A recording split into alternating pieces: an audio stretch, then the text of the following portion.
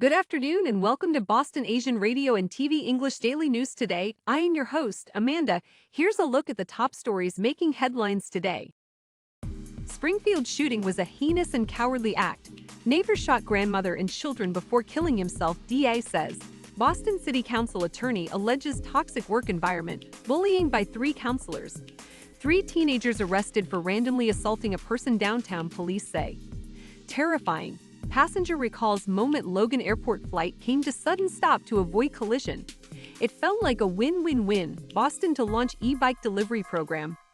Springfield shooting was a heinous and cowardly act. Neighbor shot grandmother and children before killing himself, DA says. New details have emerged about the tragic killing of a grandmother and the wounding of 2 of her grandchildren in Springfield Monday afternoon.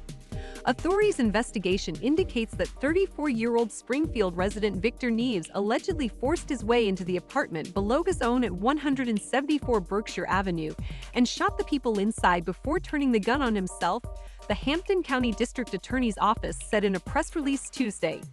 Neves allegedly shot 2 of the children, a 10-year-old girl and a 12-year-old girl, the release said.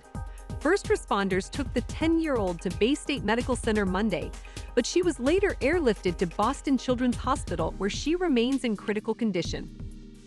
Boston City Council attorney alleges toxic work environment, bullying by 3 councilors. An attorney for the Boston City Council has filed an internal complaint against 3 councilors, accusing them of bullying and berating her during an April meeting.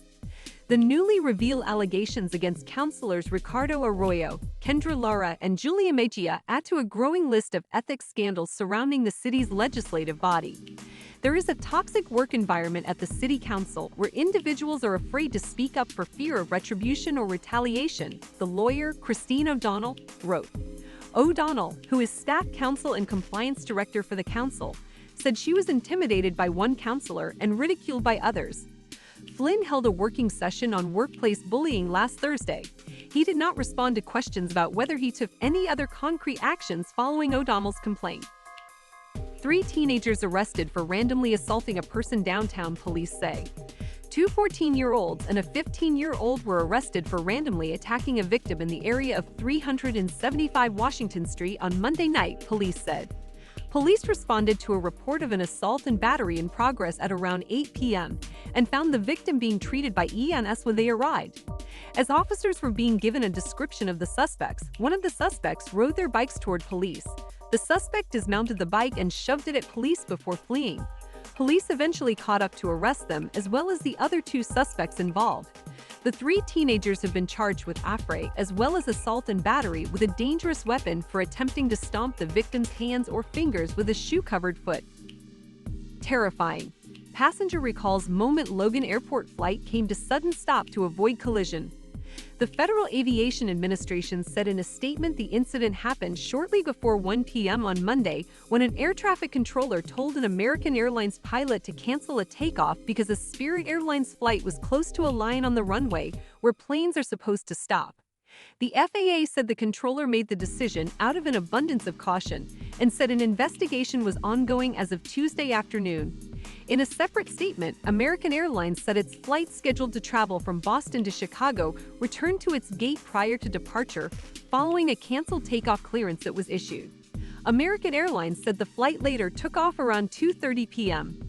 The safety of our customers and team members is our top priority, and we apologize for the delay in our customers' travel plans, American Airlines said. It felt like a win-win-win. Boston to launch e-bike delivery program. Alston is trying to say goodbye to double-park delivery vehicles and hello to e-bikes with a new city program launching next month.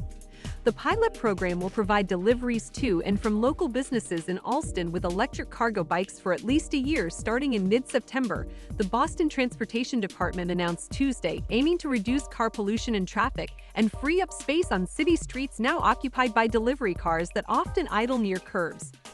This pilot will help us explore alternatives by offering convenient delivery options that support neighborhood businesses while keeping our streets safe and moving, said Chief of Streets Jashta Franklin Hodge in a statement.